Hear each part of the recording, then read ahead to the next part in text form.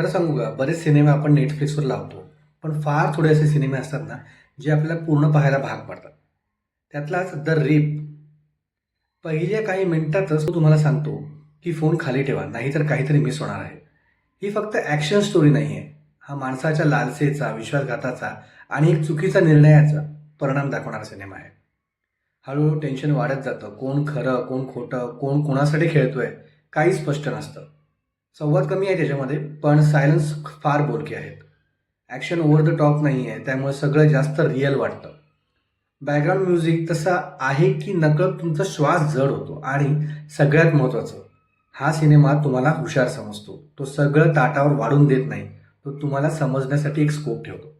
प्रामाणिकपणे सांगायचं तर जर तुम्हाला mind game plus intense action असे जर सिनेमे आवडत असतील, तर ह्याचा शेवट तुमच्या तोंडातून "अरे छानच होता हा सिनेमा" असं होईल.